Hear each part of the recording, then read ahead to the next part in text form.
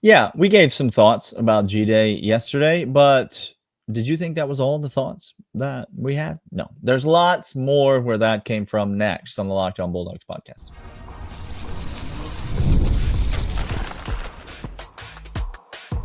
You are Locked On Bulldogs, your daily podcast on the Georgia Bulldogs. Part of the Locked On Podcast Network, your team every day. What is up, everybody? Welcome back to the Locked On Bulldogs podcast, part of the Locked On Podcast Network, your team every day. Today is Tuesday, and we are back talking about G-Day today, which I could not be more excited about because I've got a lot of things that I want to talk about. Today's episode is brought to you by our friends at Game Time. Download the Game Time app today. We'll talk more about them in a moment. If you are an everydayer, meaning that you listen or consume or watch this podcast every day, we could not be more thankful for you. If you're a first listener, meaning that you listen to this podcast or watch this podcast the first thing in your day, we could not be more thankful for you. And if you are part of the 199, a loyal third segment listener who stays all the way till the end, well, you know how we feel about you. And so we're grateful for you. Let us know, by the way, in the comments.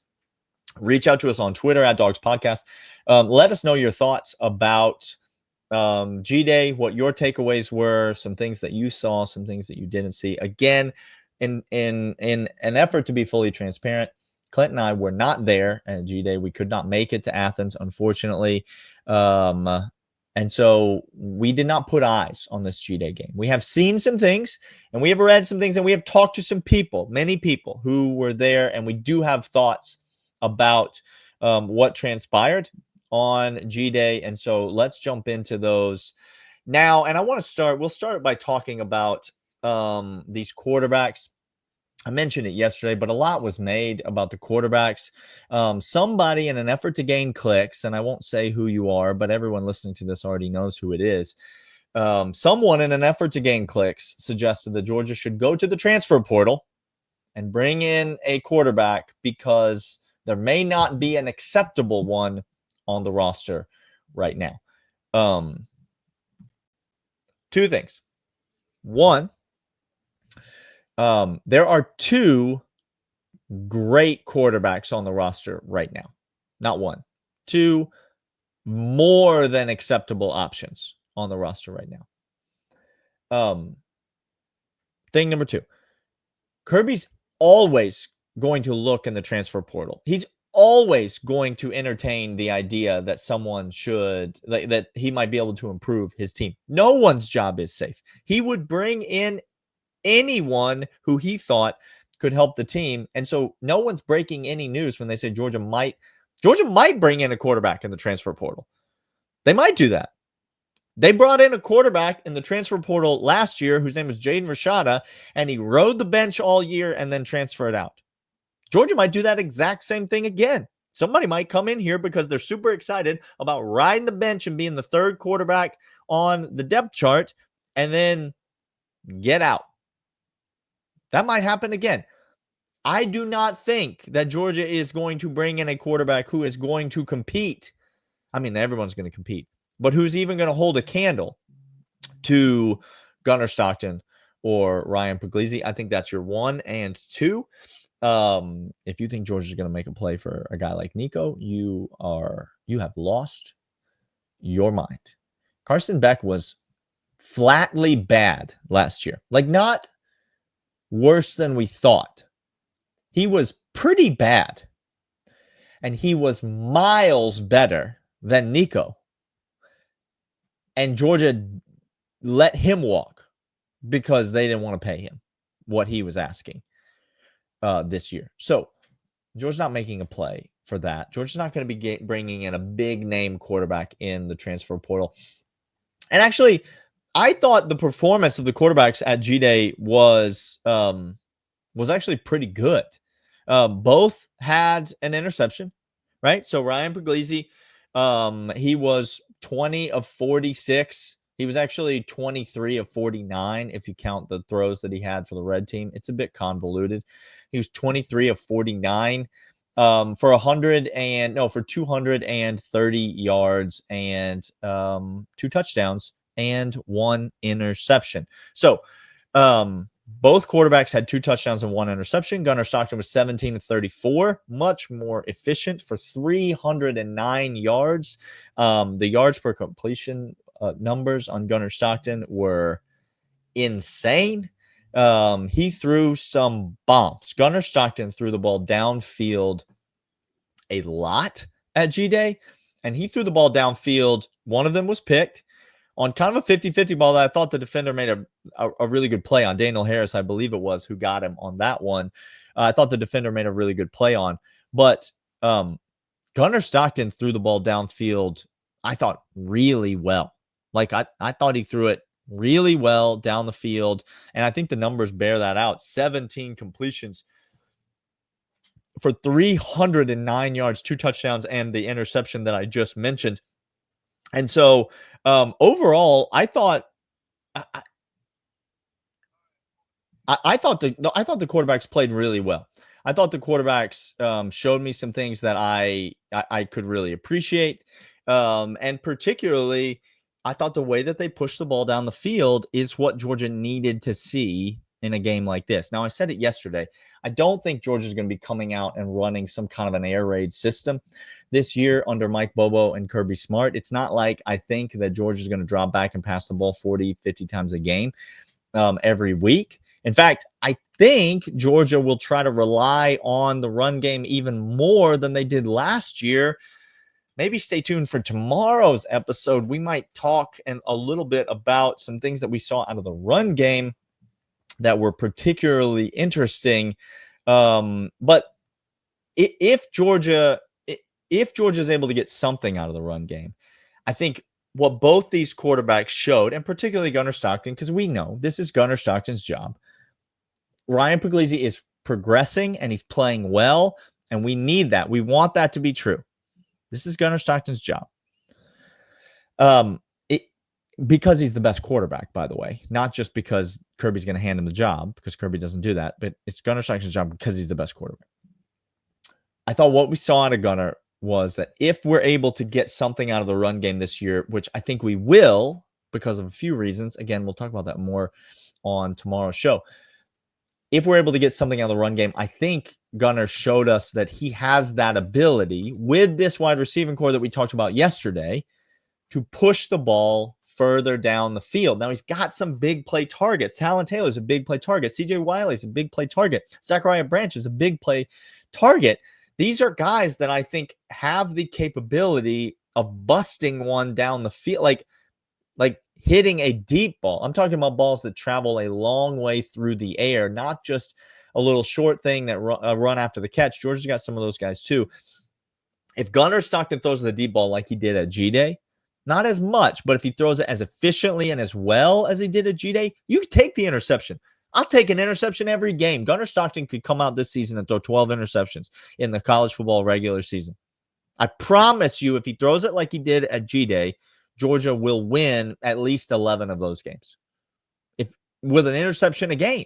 So if you're a person that's freaking out about the interceptions, I don't know what to tell you. I don't think that that's it. I don't think that that's the takeaway from this. I think the takeaway is that Gunner Stockton is throwing a really nice looking deep ball, and Georgia finally has some wide receivers that feel like they can maybe handle a really nicely thrown deep ball. So I'm going to come back. I'm going to move to the defensive side of the ball and talk about some guys that I thought really shined and that I have significant expectations for this year. But first, I want to let you know about these. And these are, in fact, Game Time. I mentioned them before, but download the Game Time app right now. There's nothing like the atmosphere of an NBA playoff game. Every bucket, every defensive stop, every moment feels huge. It is electric in the arena, not just watching on TV. And with the Game Time app, you can be a part of it without the stress of last-minute ticket hunting. Game Time makes it easy and fast to purchase playoff tickets, even when the demand is sky high. Prices on the app actually go down as tip-off gets closer. So be brave and wait it out. Last-minute ticket deals on Game Time can save you up to 60%. Save up to 60% on last-minute ticket deals for sports, concerts, comedy, theater, etc. Take the guesswork out of buying tickets with Game Time. Download the Game Time app and create an account. Use the code LOCKEDONCollege for $20 off your first purchase. Terms apply. Again, create an account and redeem the code LOCKEDONCollege for $20 off. Download Game Time today. Last-minute tickets, lowest prices guaranteed. Okay, finally, we made it. We made it to the portion of the show where I get to talk about Justin Williams and Chris Cole. Now, Justin Williams and Chris Cole announced their presence as true freshmen at G-Day last year. They made some flash plays, showed you what they had, and then both of them played on special teams all year. They actually stood right next to each other on kick cover or kick return. They stood right next to each other, and it was like a contest that they would have. If you were in Sanford Stadium, then you saw this. It was like a contest that they would have to see who could destroy the person running down the field the fastest between the two of them. Chris Cole got on the field defensively, played a lot of outside backer, was over there in the nickel, was slotted out in coverage, showed off his coverage skills. And they played great at G-Day. They looked great at G-Day. Kirby, though, was asked about them specifically, and he did not mince words. The Kirbanese was not needed. There was no translator necessary. Kirby just came right out and said, yeah, I love Chris Cole and Justin Williams. Now, if you're a longtime Kirby Smart aficionado, then you know that there's probably only one thing that would make Kirby say that about you. He loves people who are high character guys and who are good guys, but if Kirby's going to come out and say that about you, it's one characteristic that he values so highly that he cannot say negative things about someone who exhibits this characteristic. It's the same thing that you saw with a guy like Nick Chubb. It's the same thing that you saw with a guy like Brock Bowers. It's not how good they were at football, even though both of those guys, obviously two of the best to ever do it, and Chris Cole and Justin Williams, some of the best players on the roster in terms of talent and football ability. The thing Kirby values and loves about those guys that makes him immediately gush praise about them every time he opens his mouth is how much they love football and how much they want to play football and how much effort they give while they're playing football. Kirby, clearly the buzzwords around Georgia football are fire and effort and passion and energy, because those are the things that he called out in seeing in Chris Cole and Justin Williams, that they play with fire, they play with passion, they play with energy, they don't take plays off, they enjoy competing. Kirby just went on and on about these guys and talked about how much they love football. Now, contrast that with what's happening in Knoxville, by the way, which is your best offensive player, the leader of your football team, the face of your franchise, reportedly wanted to sit out the playoff game if he didn't get a renegotiated contract before Tennessee played Ohio State. I wonder why Tennessee got their tail beat by Ohio State in Columbus in front of all those Tennessee fans who froze their baguettes off watching their football team lose. It's because they had a bunch of guys there who wanted a bag and didn't want to play football. Justin Williams and Chris Cole are the exact opposite. And Kirby's exact quote is, if they love the game of football. So if there's anybody out there that's played high school football, that's his qualification. That's what it takes. Have you played high school football? And do you have fire and passion and energy and just love football the way that Chris Cole and Justin Williams do? Just come to Georgia, will find a way to get you there. Fire, passion, and energy pays off. It's not ratings or stars, it's those things. When Kirby Smart uses a specific question about two football players who seem to be on the cusp of having breakout seasons. I know Raylan Wilson is still there. I know CJ Allen is still there. I know that there are guys. If you're not watching on YouTube, please note for the audio that I am doing air quotes right now. I know there are guys who are in front of them on the depth chart. Well, it turns out there is no depth chart. And there might not be anybody in front of them, because when Kirby Smart singles you out and makes it a recruiting sales pitch to anyone in the country and says, if you're anything like these guys, come to Georgia. When that happens, let me just tell you, you're going to play a lot of football this season for Kirby Smart. Like, it's going to happen. So we all need to get ready.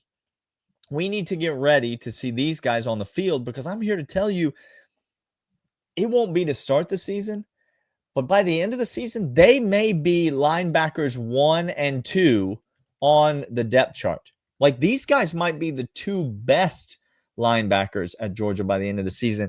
And I can promise you that even at the beginning of the season, these guys are going to see playing time and see it significantly. All right, we're going to move to another position, back to the secondary, where I thought Kirby had a very interesting name that he dropped in talking about the secondary, and potentially a little bit different pecking order than we've been thinking. But first, these.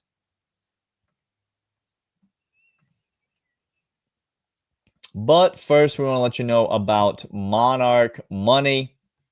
Do you ever check your bank account and wonder, where did all my money go? That's between online shopping and eating out and entertainment. It's easy to lose track. And that's where Monarch Money comes in. It is your personal CFO, giving you full visibility and control over your finances. Monarch Money is not just a budgeting app. It is a complete financial command center. You can use it to track your investments, track all your accounts, and all of your spending all in one place. Stop managing your money and start building your wealth with Monarch Money. When I started using Monarch Money, I realized just how much I was spending on food. Groceries are high, but between eating out and food delivery, it was killing my finances. Now I cut those expenses, I budget smarter, and I save more. I don't have to juggle I don't have to juggle multiple apps. I can just use Monarch to check all my finances in one place. Take control of your finances with Monarch Money. Use code LOCKEDONCollege at monarchmoney.com for 50% off your first year. That's monarchmoney.com, code LOCKEDONCollege for half off your first year.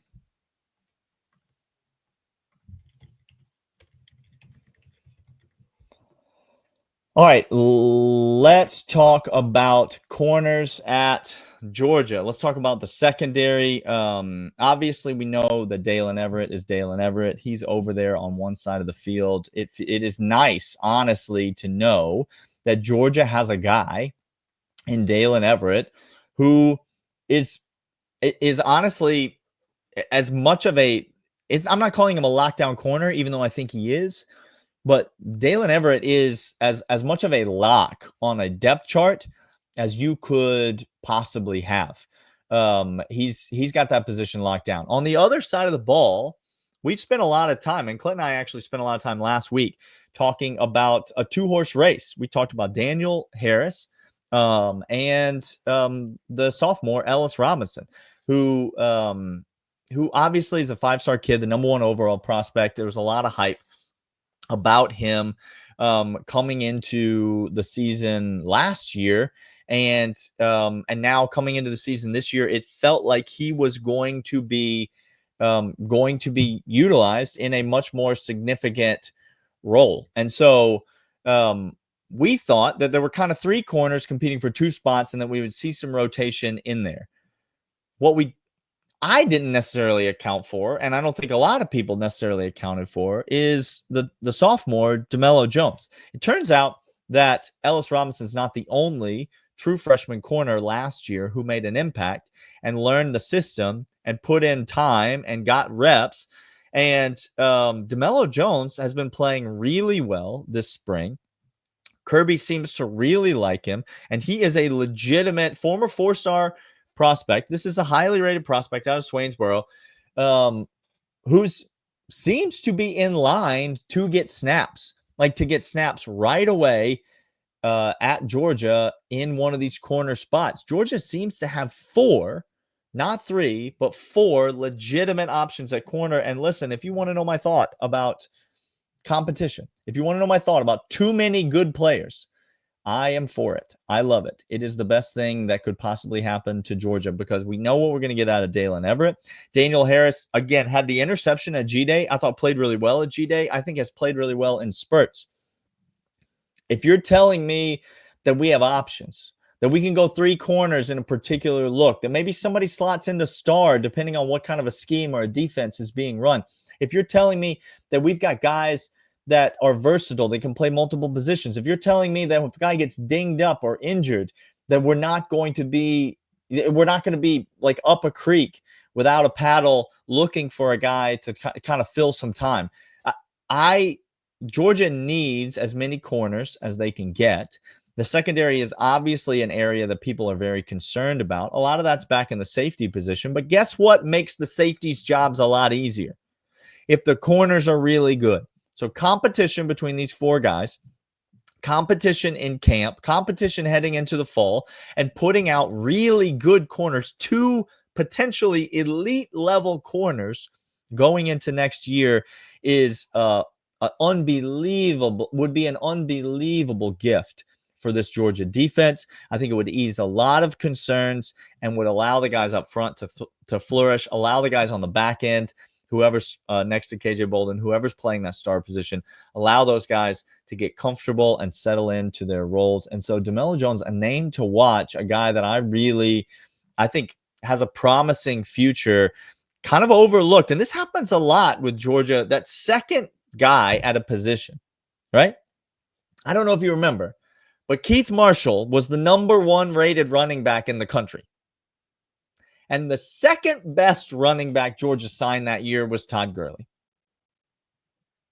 Okay. Sony Michel was the #1 running back that Georgia signed. And the second best running back that Georgia signed that year, according to the recruiting services, was Nick Chubb, the greatest college running back in history. Maybe. It's a lot of times it's that second guy who gets overlooked because of recruiting services or whatever. And listen, you got to keep your eye on that guy. CJ Allen was the second best inside linebacker that Georgia signed 2 years ago. And he got on the field right away and played and obviously was significantly talented. DeMello Jones, a name to watch. I think Ellis Robinson, also a name to watch. Daniel Harris played well. Dalen Everett, we know who he is. Georgia's good at corner. I feel really good heading into the summer about Georgia at corner. And that's not something I expected to say coming out of spring, but it is how I feel. All right, we'll be back tomorrow.